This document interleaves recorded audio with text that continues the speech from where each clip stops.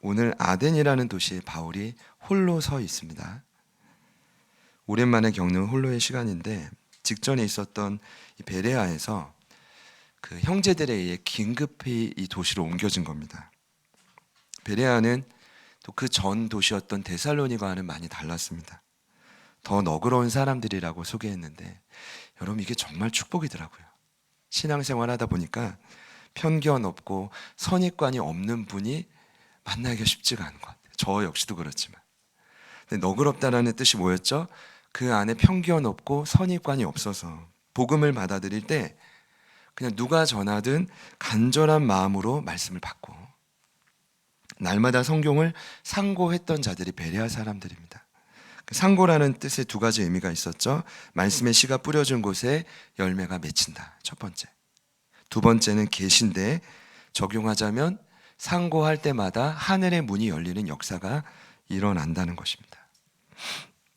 베레아는 마게도냐에서 만난 세 번째 도시였습니다. 제 생각에 바울 사도가 얼마나 행복했을까 싶습니다.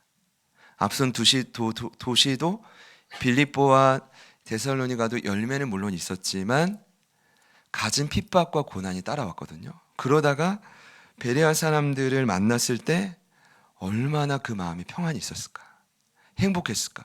야, 이런 도시도 있구나. 아마 그 베레아에서 더 머물기를 원했는데 질문은 그런 그가 왜 갑자기 아덴이라는 도시로 긴급히 왔냐라는 거죠. 이유를 좀 소개하려고 하는데 데살로니가에서 바울을 시기했던 유대인들이 거기서 멈추면 좋은데 어디까지 쫓아오냐 하면 베레아까지 쫓아온 거예요. 그래서 도망온 겁니다. 저는요 오늘 본문 말씀 나누기 전에 이 부분을 좀 짚고 넘어가야 된다고 생각합니다. 여러분 편견과 선입관이 없으면 괜찮은데 한번 우리의 마음이 교만과 편견으로 사로잡히면 그래서 한번 마음이 삐뚤어지기 시작하면 보통 끝까지 가는 겁니다. 굉장히 중요한 부분이에요. 여러분 종종 그런 경우를 만납니다. 나는 나한테 한번 낙인 찍히면 끝이야. 이런 분들이 이 자리에는 없겠지만 있을 수 있어요. 근데 여러분 이건 큰일 날 소리입니다. 왜냐하면 하나님은 끝이 없어요. 나는 낙인을 찍고 나는 끝을 내도 하나님에게 최소한 그 영혼은 끝이 없습니다. 믿으십니까?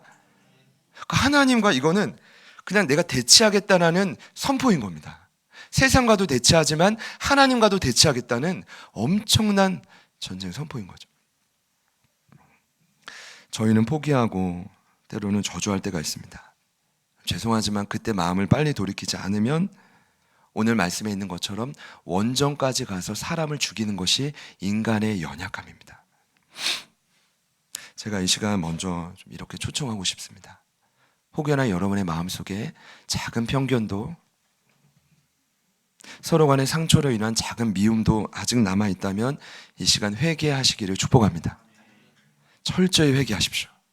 왜냐하면 성경엔 철저히 회개하는 심령 위에 예수의 피가 역사합니다. 일전에 해방이라는 단어를 말씀드렸습니다. 류오라는 헬라어는 파쇄하다는 뜻도 있지만 녹인다라는 뜻도 있다고. 누구를 녹이냐? 최소한 우리는 회개하고 그 회개하고 잘못됐다고 깨닫는 심령마다 예수의 피가 그 영혼을 녹이고 원정까지 갈 필요가 없다. 여러분 있는 그 자리에서 자유할 수 있기를 축복합니다. 해방될지어다. 회개하십시오. 혹여나 그런 마음이 있다면 빨리 돌이키십시오. 안 그러면 원정까지 더 말하지 않겠습니다. 그래서 오늘 바울이 도망왔습니다. 베레아에 더 있고 싶었는데 아덴으로 왔습니다. 여기서 아덴은 여러분 그리스의 아테네를 뜻합니다. 굉장히 유명한 도시죠. 이 상황을 좀 정확히 보면 도망 오긴 했지만 바울의 진짜 마음은 오늘 읽지 않았어요. 바로 직전인 15절을 보면 누구를 간곡히 기다리냐 하면 실라와 디모데를 기다립니다. 보내준 형제들에게 빨리 보내달라고 합니다. 왜냐하면 한 팀이거든요. 그 마음을 더 여실히 보면 혼자 있는 것이 때로는 두려운 것입니다. 또 솔직히 말씀드리면 아테네는 부르심의 장소가 아닙니다. 아시아에서 꺾어서 보낸 곳이 마게도냐예요. 그러면 최소한 데살로니가는 피하겠지만 베레아든 빌립보든 그 언저리에 있어야 되는데 아덴을 온 거예요. 그럼 그의 마음에도 어떤 마음이 있겠어요? 상황만 좀 풀리면 빨리 돌아가야 된다. 내 자리가 여기가 아니다. 그리고 또 팀을 또 보내달라. 아니 빨리 돌아가면 되지 또 팀을 왜 보내달라. 이것이 제가 볼 땐 바울에게 있었던 틈입니다. 여러분 놀라운 건 이 시점에서 당시 전 세계의 문화적 수도라고 하는 아테네에 바울이 홀로 있었다라는 것입니다. 여기에 주목하셔야 됩니다. 이 그림은 바울의 연출이 아닙니다. 이미 자신의 인생을 하나님께 맡겼기 때문에 모든 걸음은 지금 이 상황도 누구의 연출일까요? 하나님의 연출입니다. 하나님은 하나님의 자녀들을 훈련하실 때 반드시 홀로 서는 시간을 허락하십니다. 저와 여러분을 기대하시기 때문에 앞으로 계속해서 그 시간들을 허락하실 겁니다. 모세에게는 광야인 40년이 그랬고 요셉도 원치 않았지만 형들에게 팔려가서 총리가 될 때까지의 무려 13년이 고독한 시간이었습니다. 기름 부음 받은 다윗도 왕이 되기까지 10년을 도망자 생활을 해요. 10년을. 집도 없이 그냥 도망자 생활을 한 겁니다.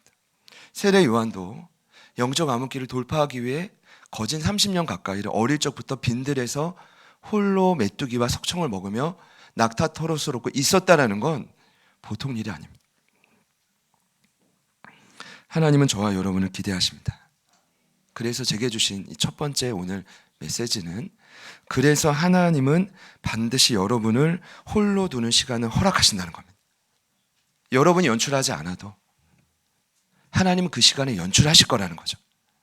지금 그 상황에 정확히 보면 바울의 마음이 갈팡질팡하지만 아덴에 있는 홀로 있는 이 사람은 어쩌면 우리의 모습일 수 있다는 겁니다. 인생에는 여러 차례 그 시간이 있을 겁니다. 바울이 주님을 만나고 한 번만 있었던 게 아니라 아라비아 3년, 광야 3년이 전부가 아니었습니다. 그 이후에 고향 다소에서 13년을 칩거했죠. 그리고 오늘은 전도 여행 중입니다. 본격적으로 사역 중입니다. 이러면 하나님 빨리 쓰셔야 되는데 그럼에도 하나님은 홀로 그를 떨어뜨릴 때가 있습니다. 여러분 준비되면 하나님은 사용하십니다. 준비의 정확한 과정은 홀로 하나님을 독대하는 것입니다. 그래서 오늘 본문은 단순히 바울이 아테네에서 복음을 전했다가 핵심이 절대로 아닙니다. 이렇게 열심히 복음을 전하자가 아니에요. 저와 여러분에게도 이 같은 상황이 반드시 도래한다는 겁니다. 그때 저희는 어떻게 반응해야 되느냐. 제가 반응 이 단어를 쓰다 보니까 이 반응이라는 단어보다는 응답이라는 단어가 낫겠더라고요. 그래서 자료를 좀 보니까 여러분 시는 반응보다는 응답이 맞아요. 더 어울립니다. 왜냐하면 반응은 이런 의미래요. 벽에 공을 던졌는데 바로 튕겨져 나오는 반사회적 작용이 반응이에요. 그러니까 어떤 준비가 있는 게 아니라 그냥 즉각적으로 나오는 것이 반응이라는 단어인데 응답은 어떤 뜻이냐면 반응과 달리 조금 더 깊은 성찰과 깊은 고민이 담긴 모습이에요. 그래서 응답을 하는 사람은 신앙인도 마찬가지지만 그 응답에는 무엇이 따라오냐 하면 책임감이 따라옵니다. 여러분 저는 최고의 신앙은 자리를 지키는 것이라고 믿습니다. 다른 거 없어요. 누가 잘하라고 했습니까? 누가 못하라고 했습니까? 아무도 말하지 않아요. 중요한 건 하나님이 저와 여러분을 부르신 그 자리에 있는 거예요. 어제가 베레아였다면 오늘은 바울에게는 어디예요? 아테네. 지금 여러분의 부르심의 자리는 어디입니까? 그곳에서 응당 하나님의 뜻대로 응답하실 수 있기를 축복합니다. 그래서 이제 어떻게 응답을 해야 되는가, 깊은 반응을 해야 되는가에 대한 해답이 오늘 말씀에 나오는데, 여러분 일단 당시 아테네는 비기독교적인 이데올로기, 그러니까 우리 인영청년이 포스트 모더니즘 얘기했죠. 아주 오래전부터 나왔지만 포스트 모더니즘의 이 가치관의 목적이 하나입니다. 꼭 기억해 주세요. 절대 담론의 해체입니다. 요즘에 보면 다 맞대요. 다 맞대. 그러니까 기독교는 유일신을 말하는데 이거는 다 맞다고 말하는 포스트 모더니즘 하면 우린 적그리스도입니다. 그들이 적그리스도인데 여러분 그렇지 않습니다. 포스트 모더니즘의 유일한 사명은 절대 담론의 주인공인 성경을 해체시키는 것입니다. 여러분 성경은 어떤 일이 일어나도 해체되지 않음을 믿으십시오. 절대 진리입니다. 여기서 죄라고 하면 죄고 회개하면 회개해야 되는 겁니다. 심은 대로 거두는 것이 원리라면 그 뜻대로 살아가야 되는 것입니다. 아무리 우리가 노력을 해도 성경이 위배되면 그 인생은 망하는 것입니다. 얼마나 무섭습니까? 근데 그 엄청난 이데올로기적인 그 공격의 시작이 중심지가 아테네예요. 미학적으로는 멋지고 세련됐죠. 그런데 도덕적으로는 그 어떤 도시보다 퇴폐적이고 영적으로는 기만당해 죽은 도시라고 합니다. 왜냐하면 소개하겠지만 아테네가 우상의 도시예요. 근데 여러분 그 수많은 우상의 도시, 예를 들어 우상이 100개라면 90% 이상의 모든 죄가 뭐와 연관되냐면 마지막은 성과 연관됩니다. 에로이즘. 비슷하지 않아요? 오늘날 이단과도 비슷하지 않습니까? 놀랍게도 그렇게 성적 문란함에 아주 도시 태폐적인 그 도시에 홀로 떨어진 바울, 잠깐은 그 마음이 갈팡질팡할 수 있죠. 그러나 놀랍게도 오늘 바울은 어떻게 응답하냐 하면 만나는 사람들과 날마다 변론하기 시작합니다. 이것이 교회의 사명입니다.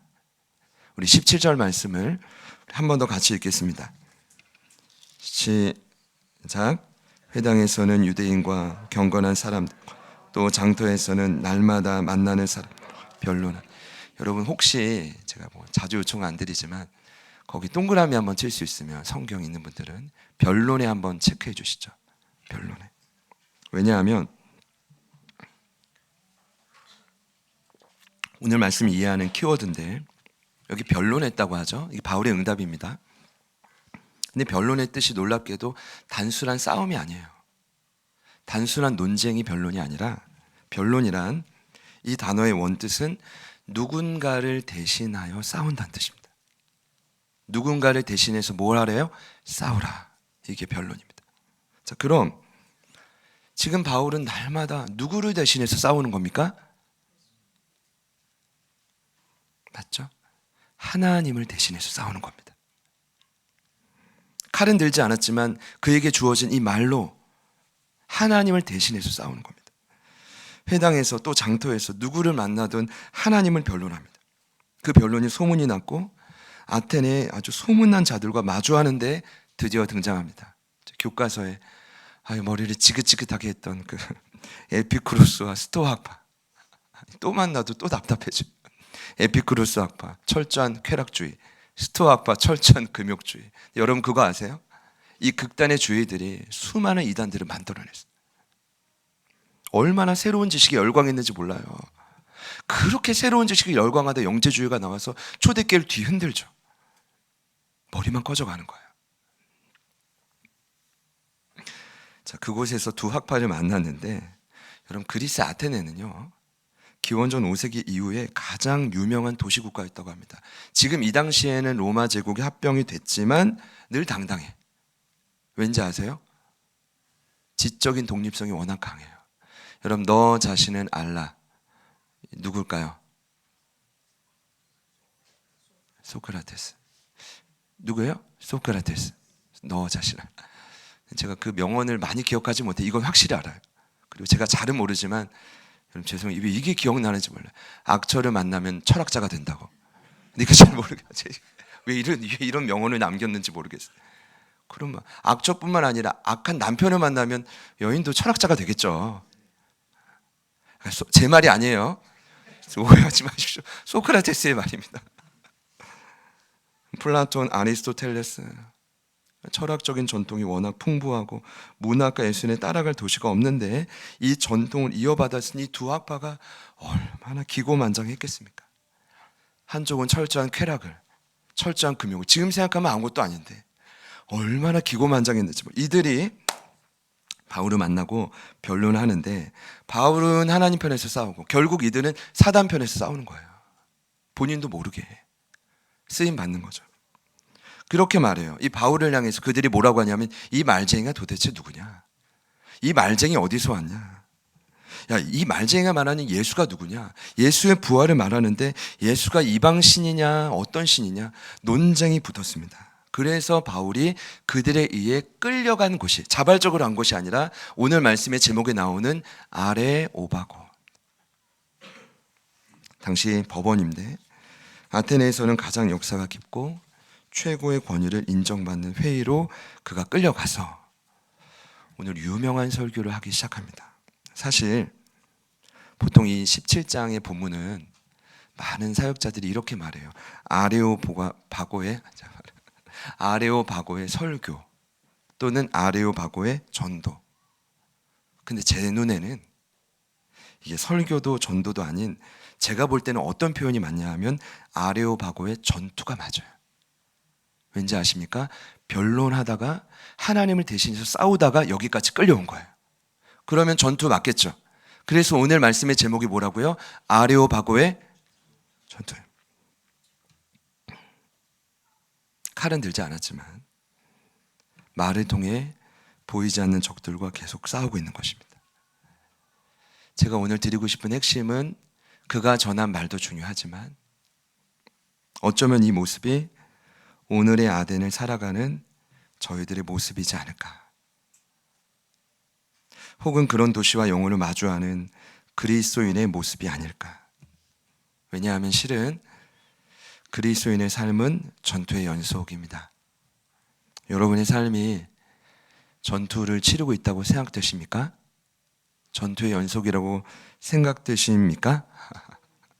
아멘이세요? 대강절입니다. 예수님이 이 땅에 왜 오셨습니까? 제 눈에는 하나님을 대신해서 싸우기 위해 온 겁니다. 그분을 변론하려고. 어디까지 변론한 겁니까? 죽기까지. 오늘이 바울이 목숨을 바쳐서 아레오바고에 끌려갔다면 예수님은 골고다 언덕에 쓴 겁니다. 놀라운 건 2000년 전 아테네만 철저한 쾌락과 새로운 지식에 중독된 것이 아니라는 거죠. 오늘날도 마찬가지입니다. 겉은 화려할지 몰라도 속은 깊은 쾌락으로 병들어 있습니다. 새로운 지식에 열광하지만 속은 텅 비어가고 있습니다. 여러분 듣기 거북하고 지겨우실지 모르겠지만 소셜미디어에 열광하는 건 자녀뿐 아니라 부모의 세대도 마찬가지입니다. 중독된 사람들이 점점 더 많아지고 있습니다.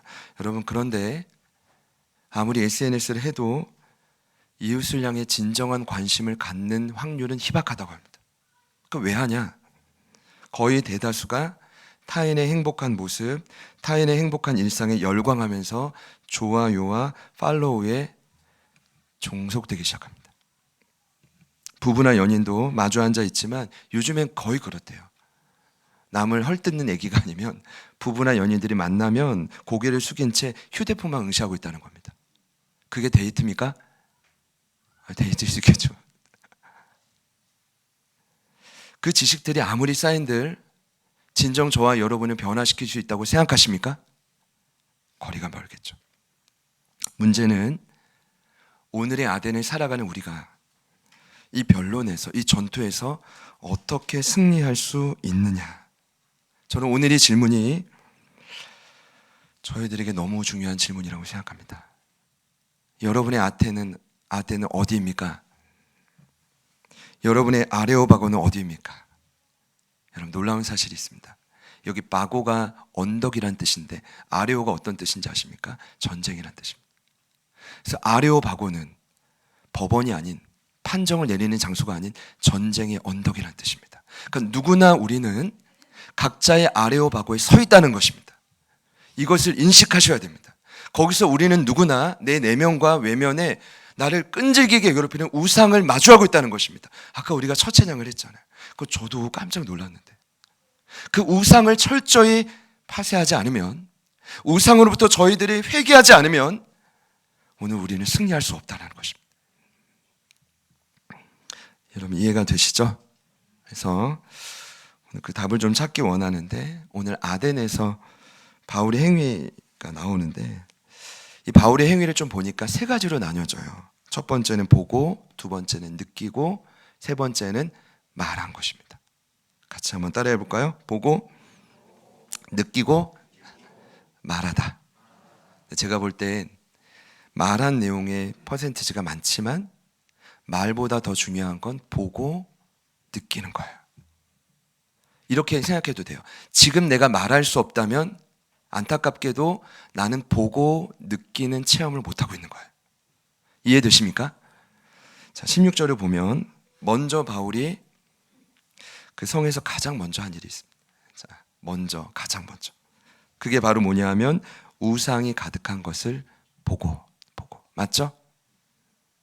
바울의 눈에 먼저 들어온 건 도시의 아름다운 건축과 지혜의 호화로움이 아니었습니다. 그 눈에 먼저 들어온 건 도시에 가득 찬 우상이었습니다. 그래서 많은 분들이 오해합니다. 바울이 교양이 없구나. 아테네에 가면 좀 겸손히 그 지식과 정치와 아름다운 건축물에 매료돼야지. 바울은요, 꿈꿨던 사람입니다. 평생에 한 번은, 성전에 올라가는 것처럼 평생에 한 번은 아테네라는 도시에 가고 싶다.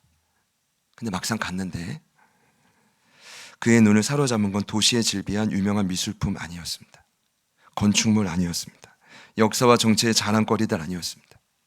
충분히 매료될 수 있습니다. 누구나 그 모든 것에 매료됐겠지만 유독 바울이 가장 먼저 봤던 것은 도시에 가득 찬 우상.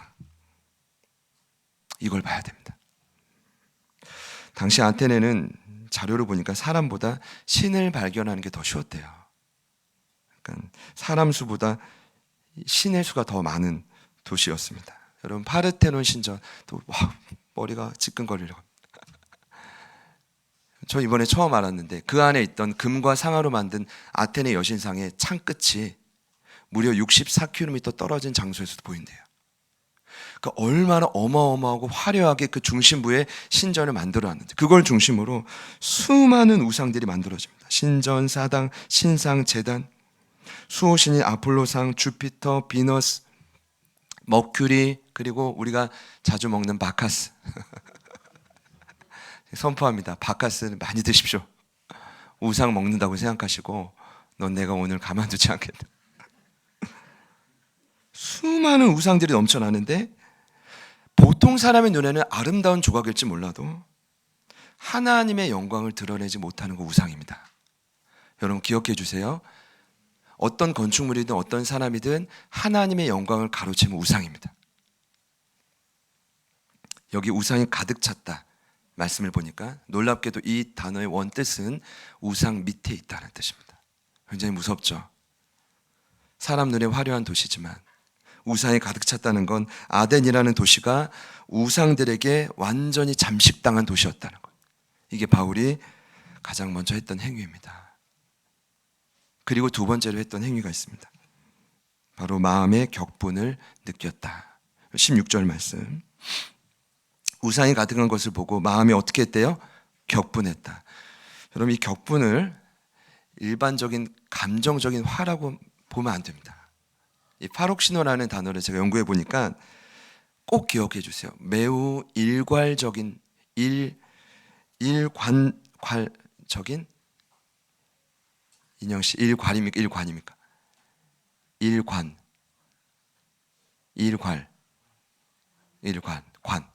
일관 맞습니다. 발음이 어려운데 일관적인 분노입니다. 그러니까 여러분 그냥 내가 막 내 감정에 치우쳐서 화를 내는 게 여기 격분이 아니라 여기 나오는 격분은 매우 규칙적으로 내는 분노를 뜻한다는 겁니다. 이해되세요? 이 단어를 좀 연구해 보니까 어디에 처음 나오냐면 구약 성경에서 처음 나옵니다. 유대인들이 나라를 잃고 흩어졌을 때 그들에게 전통을 잃지 않기 위해 구약 성경을 헬라어로 72명이 번역하기 시작합니다. 이게 그 유명한 72역인데 히브리 단어에서 헬라어로 번역된 그곳에서 처음 쓰인 단어가 여기 격분이라는 파록시노라는 단어입니다. 이 단어는 일반적인 분노나 화가 아니라 어떤 뜻이냐 하면 질투심을 뜻합니다. 질투심. 그래서 알았어요. 구약 성경을 보면 이스라엘이 틈만 나면 뭘 만들어요? 금송아지. 뭐 집에 만들든 뭐 제단에 만들든 사당에 만들든 틈만 나면 만들고 하나님이 원치 않는 우상을 계속해서 만들어내는데 그때 등장한 단어가 바로 파록슈나입니다. 그 모습을 보고 하나님이 질투하셨기 때문입니다. 그럼 오늘 바울이 수많은 우상을 보고 격분한 이유가 무엇입니까? 우상으로 가득 차서 제대로 숨쉬기도 어려운 도시를 보면서 여러분 정확히 아셔야 됩니다. 내 마음이 속상했던 게 아닙니다. 내 감정 때문에 격분한 게 아니에요. 오늘 바울이 격분한 이유는 하나님의 아픈 마음이 느껴졌기 때문입니다. 이것이 차이입니다. 하나님의 질투를 그가 강하게 느꼈기 때문에 견딜 수 없었던 것입니다. 그래서 제가 오늘 이렇게 결론을 내릴 수 있었습니다. 아무리 그 도시에 바울이 홀로 있다 할지라도, 팀이 없다 할지라도 그가 끝까지 하나님 편에서 전투를 할 수 있었던 이유는, 그 힘은 지상 명령에 대한 충성이 아닙니다. 여러분 해보셨잖아요. 온 천하의 복음을 전해야지. 우리도 한 사람을 제자를 삼아 봐야지. 여러분 그 결단 얼마 못 갑니다. 여러분 또 해보셨잖아요. 뭐냐 하면 영혼을 향한 깊은 사랑도 눈물도 아닙니다. 왜냐? 그 영혼을 향한 깊은 사랑과 눈물이 반드시 메마를 때가 오거든요. 그러니까 명령에 대한 순종도 아니고, 오늘 그가 끝까지 사명의 자리를 지킬 수 있었던 힘은 내 마음속에 솟아나는 영혼을 향한 긍휼함도 아니라는 거예요. 오늘 그를 끝까지 움직이게 했던 가장 고귀한 변론의 동기는 하나님의 영광을 위한 질투였습니다. 그 질투로 인해 그 안에 강력하게 샘솟는 열심, 다른 건 괜찮아요. 근데 하나님의 자리가 정당한 위치를 받지 못할 때 거기서 오는 분노는 참지 못해요. 거룩한 분노죠. 바울에게 있었던 특별한 열심이 바로 그거였습니다. 하나님의 올바른 위치, 정당한 위치가 사람들에게 부인당하고 무시당한다고 느껴질 때, 이런 감정은 제가 처음입니다. 여기 오늘 볼 때.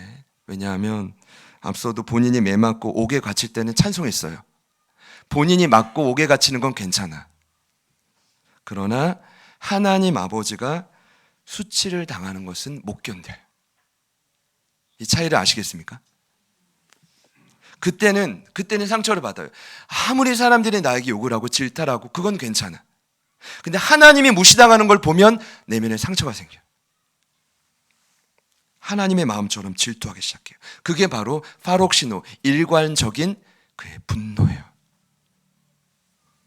제가 볼 땐 결국 이 두 가지 반응이 아레오바고의 전투를 감당케 하는 동기였습니다. 저와 여러분을 오늘도 전쟁의 언덕에서 당당히 복음을 전하고 변론하게 하는 힘이 무엇일까요? 여러분은 오늘 바울처럼 보고 또 바울처럼 느끼고 있습니까? 여러분 말의 내용이 중요할까요? 아닙니다. 보고 느낄 수 없다면 우리는 전쟁의 한복판에서 말할 수 없습니다. 근데 이거 중요하거든요. 이것이 저는 교회의 사명이라고 믿습니다. 지금 제자들교회 내년에 9주년이 되고 10주년이 되고 앞으로 20주년이 되고 앞으로 언제까지 하나님만 아시겠지만 어떤 세월이 찾아와도 교회의 사명은 하나입니다. 하나님을 대신해서 싸우는 것입니다. 변론하는 것입니다. 우리의 입을 열어 담대히 말하는 것입니다. 그런데 문제는 말할 수 없다면 여전히 우리 안에 우상, 내 주변의 우상에서 돌이키지 못하는 거죠. 볼 수 있는 눈이 없는 겁니다. 격분하는 마음이 없는 것입니다. 그 말에 어떤 힘이 있겠습니까? 그 말에 어떤 변화가 있겠습니까? 사랑하는 여러분, 먼저는 저희들의 눈에 우상이 무엇인지 분별되기를 축복합니다. 우상은 참 많습니다. 저부터도 너무 많아요. 그리고 우상은 굉장히 정교합니다. 아까 소개한 그런 이데올로기도 우상이 되고, 명성, 부, 권력, 성, 음식, 술과 여러 마약과 때론 부모도, 때론 배우자도, 때론 우리 자녀도, 친구도, 오락도, 텔레비전도, 재산도, 심지어 이것도 우상이라고 합니다. 교회도 우상이 될 수 있다. 그리고 그 교회 안에서 일어나는 모든 기독교 봉사도, 우리가 이따 행사를 해도 하나님의 영광이 드러나지 않으면 우상이 되는 거예요. 늘 그렇지만 대다수 도시에 서보십시오. 여러분, 하나님보다, 하나님이 가깝다라고 느껴지기보다 정교한 우상들이 가깝게 느껴지지 않습니까? 오늘 이 아덴에선 바울의 이야기가 우리 이야기 아닙니까? 제 이야기입니까? 여러분의 이야기 맞죠? 우상이 무엇인지 분별하실 수 있기를 축복합니다. 그리고 거기에 격분할 수 있기를 축복합니다. 봐야 됩니다. 그리고 느껴야 됩니다. 그것이 안 된다면 우리 모두는 이 시점에서 철저히 회개해야 합니다. 우리가 우상일 수 있기 때문입니다. 아리오바고 전투는 이렇게 시작되었습니다. 그래도요, 그 유명한 변론의 핵심을 잠깐 말씀드리고 마칠게요.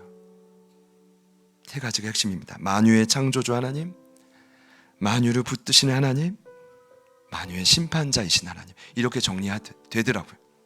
만유의 창조주 하나님, 무엇이냐면 언덕에 딱 섰더니 이 말을 어떻게 해야 되지? 그때 성령이 주신 지혜가 뭐냐 하면 그들이 신이 얼마나 많으면 제단에 알지 못하는 신이라는 제단까지 만들어놨어요. 바울의 눈에 그게 들어왔고 이렇게 말합니다. 그 알지 못하는 신이 바로 만유의 창조주이신 하나님. 근데 그 하나님은 우리의 도움 따윈 필요 없는 분이에요. 부족함이 없는 분이에요. 이 모든 만물의 호흡과 생명을 얼마든지 줄 수 있는 분이에요. 근데 놀랍게도 그분이 두 번째로 우리를 붙들고 계신 하나님이라는 거예요. 27절을 보시죠. 사람이 더듬어 하나님을 찾을 수 있다. 우리 각 사람에게서 멀리 계시지 않는다. 오늘 캠페인 인사가 거기서 나온 건데 무슨 뜻입니까?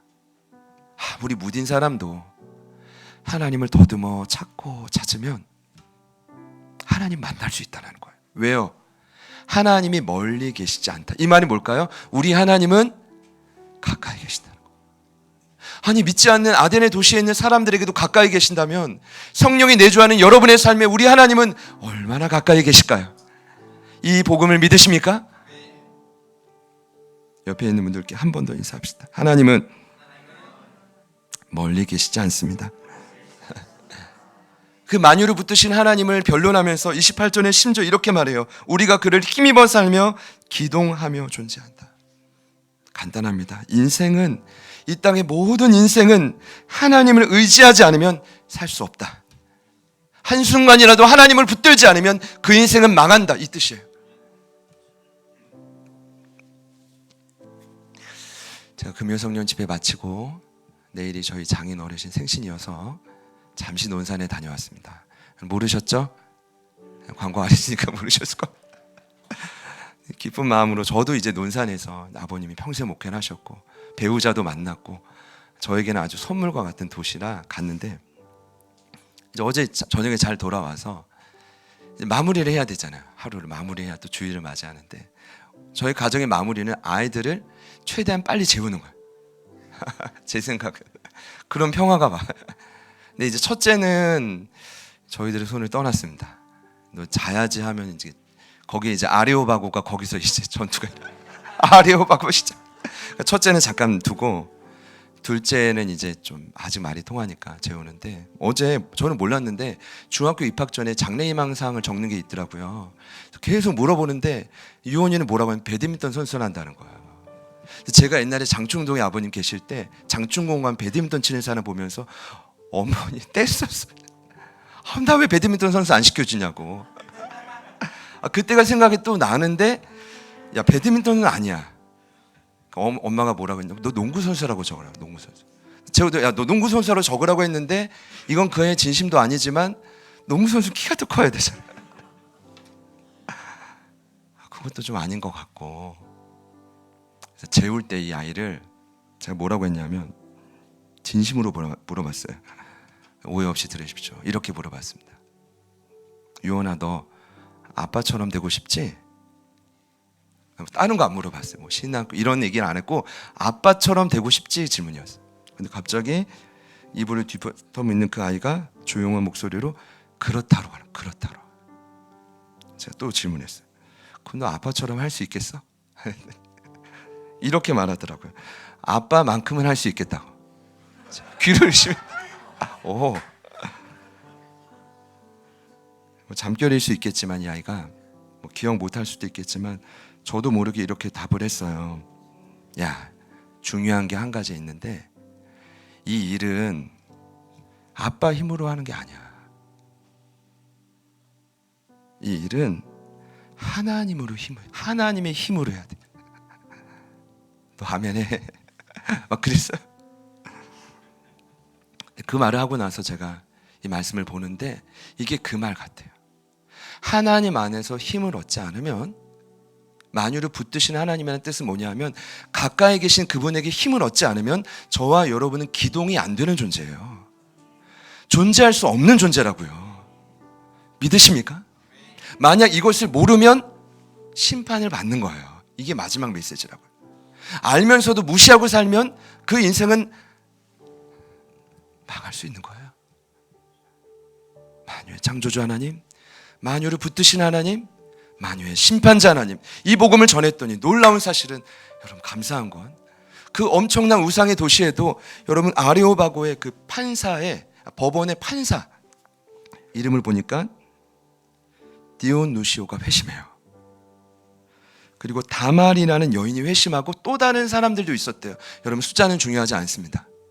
제게 주신 감동은 그렇습니다. 여러분이 이 한 주에도 서게 될 그 아레오바고에서 전투할 때, 하나님 대신해서 변론할 때, 싸울 때, 포기하지 않을 때, 나를 붙드시는 하나님의 능력으로 맞설 때, 그곳에는 주께로 돌아올 영혼이 있다는 거예요.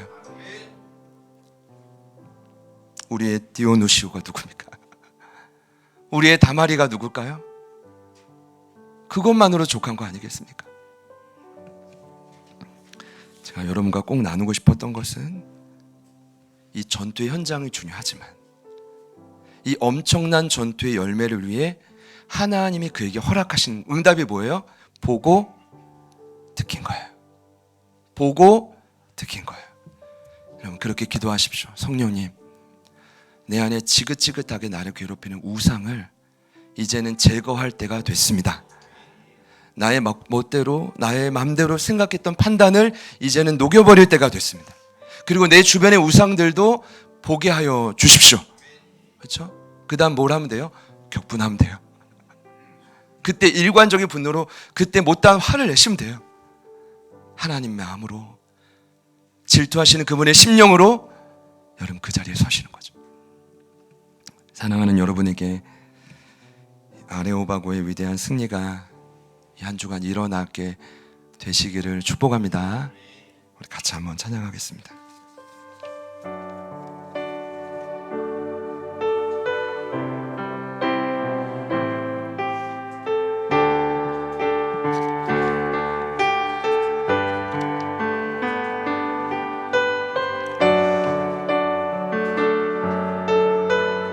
말씀을 기억하면서 같이 한번 찬양합시다.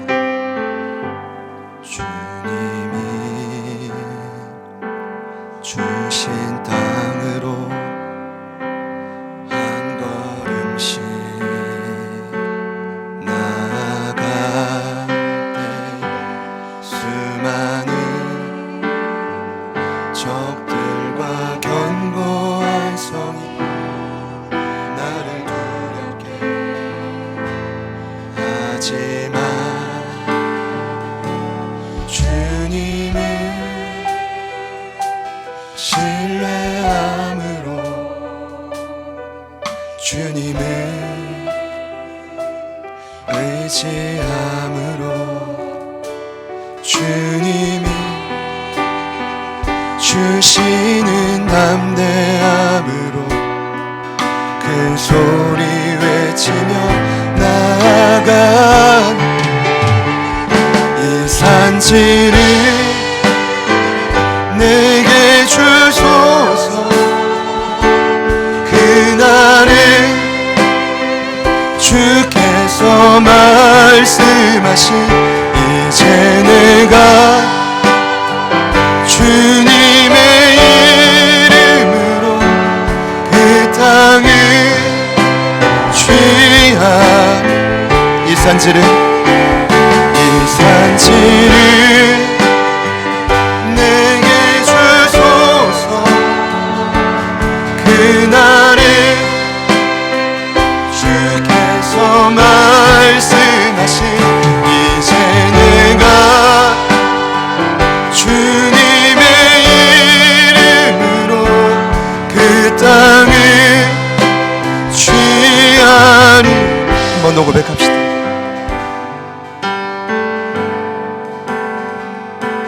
주신 땅으로 한 걸음씩 나아가 수많은 백성이 나를 두렵게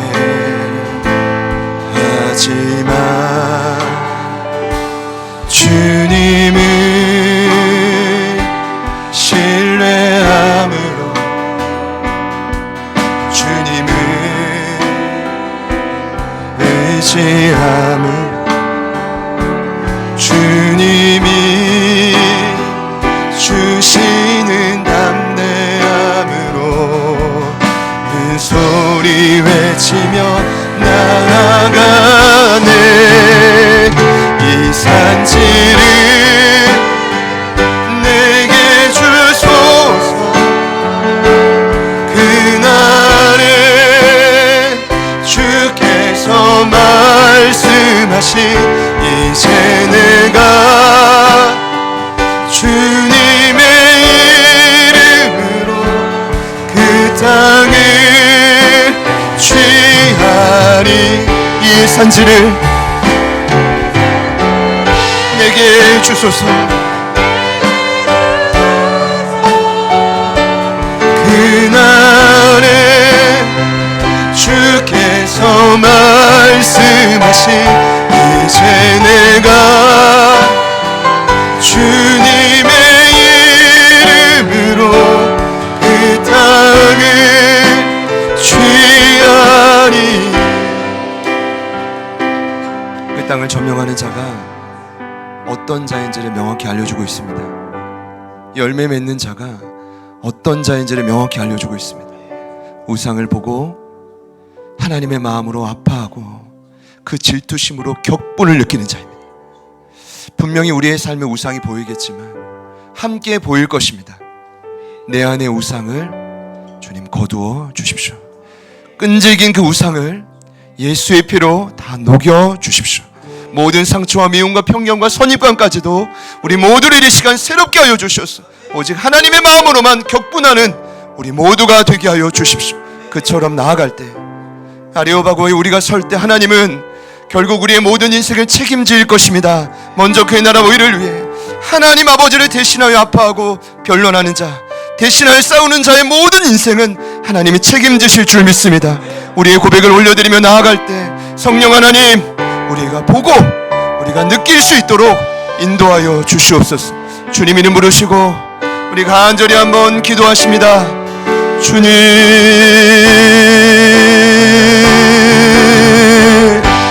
주님도 오소서, 주님도 오소서, 주님도 오소서. 주여 역사하셔서 하나님 은혜와 능력을 더하소서. 그 하나님의 빛으로 우리를 비추어 주십시오. 성령 하나님이 역사하여 주십시오. 하나님의 강함으로 하나님의 힘과 능력으로 우리를 붙드시고 있음을 믿습니다. 멀리 계시지 않게 하나님 우리와 가까이 계시기 그 하나님을 더듬어 찾으며 하나님 믿음으로 더듬어 찾으며 나아갑니다. 그와 같은 인생을 반드시 승리할 것입니다. 아레오바고의 수많은 전투 앞에 수많은 아델의 우상 앞에 우리가 잠식되지 않게 하시고 하나님 그 밑에 우리가 눌려 살지 않게 하여 주시고 하나님 원하시는 그 모습을 우리가 새로워지게 하여 주십시오. 주님 놓아 주십시오. 주님 일하여 주십시오. 성령님도 오소서, 성령님도 오소서. 우리가 맞서 싸움에 나아가기를 소망하오니 주님 일하여 주십시오. 주님 놓아 주십시오. 성령님, 성령님 놓아 주십시오. 성령님, 성령님 놓아 주십시오. 주님 일하여 주십시오. 주님 놓아 주십시오. 성령님 놓아 주십시오. 아버지 하나님 감사합니다. 아버지 하나님 감사합니다. 성령 하나님 간구하며 나아가 주여 놓아 주십시오. 주님 일하여 주십시오. 주님 놓아 주십시오. 주님 역사하여 주십시오. 아버지 하나님 역사하십시오. 아버지 하나님 붙들어 주십시오. 성령 우리에게 힘을 능력을 도와주십시오. 하나님 무슨 힘인지 깨닫게 하여 주십시오. 무엇을 깨달아야 될지 깨닫게 하여 주십시오. 성령 하나님 도와주십시오. 성령 하나님 역사하여 주십시오. 하나님 이 시간에 더 우리를 조명하여 주셔서 하나님의 강력한 힘으로 무장되기를 소망합니다. 성령 하나님 도와주십시오. 더듬어 찾아가게 하소서. 우리 모두 들상들을 보게 하여 주십시오. 하나님 격분하는 마음을 느끼게 하여 주십시오. 보게 하여 주십시오. 느끼게 하여 주십시오. 보게 하여 주십시오. 느끼게 하여 주십시오. 하나님 보게 하여 주십시오. 주님 느끼게 하여 주십시오. 성령 하나님 감사합니다. 성령 하나님 감사합니다. 성령 하나님 기대합니다. 성령 하나님 간구합니다. 주님 도와주십시오. 그다 저희는 많은 가족 공연한 은혜와 능력을 더하여 주십시오. 하나님 맡기신 그 산지에 갈팡질팡하지 않고 하나님 그 마음을 따라 하나님을 변론하는 대신 싸우는 자로 우리를 사용하여 주십시오. 주님 도와주십시오. 주님 도와주십시오. 주님 도와주십시오. 성령님 도우소서. 성령님 도우소서. 성령님이 날려주십시오. 취하리니 이 산지를 내게 주소서. 그날에 주께서 말씀하신 이제 내가 주님의 이름으로 그 땅 주여. 우리의 시선과 마음이 잘못된 우상에 잠식되진 않았습니까? 세상 사람들처럼 그 어두운 우상에 매료되지 않았습니까? 성령님, 불이 우리를 긍휼히 여겨주셔서 바울이 봤던 그 모든 우상을 포기하여 주십시오. 내 안에서도 우리 주변에서도 또 이 도시를 바라보면서도 하나님 그 우상을 향해 격분하는 우리 모두가 되게 하여 주시옵소서. 그러할 때 우리를 세운 그 아레오바고 전쟁의 언덕에서 우리는 승리하게 될 줄 믿습니다. 예비한 영혼들을 주께로 이끌어가게 될 줄 믿습니다. 하나님 위대한 열매를 지속적으로 허락하실 줄 믿습니다. 또한 그와 같은 하나님을 대신하여 싸우는 자에게 하나님 예비하신 모든 것을, 모든 힘을 더하실 줄 믿습니다. 더듬어 찾아갈 것입니다. 가까이 계신 하나님, 우리에게 말씀하시고 더 깊이 역사하여 주옵소서. 이제는 우리 구주 예수 그리스도의 은혜와 하나님 아버지의 변함없는 신실하신 사랑하심과 성령님의 내주 충만 교통 위로하심의 역사가 아레오바고로 나아가는 가까이 계신 하나님의 능력으로 하나님을 대변하며 싸우게 될 이부 예배에 참여한 모든 존귀한 예배자들 머리 위에 흩어져 있는 사랑하는 모든 가족들 그 삶의 지경 위에, 그리고 저희들을 통해 반드시 회심하게 될, 주께로 돌아오게 될 아름다운 열매들 위해 지금부터 영원토록 함께 하시기를 간절히 축원하옵나이다.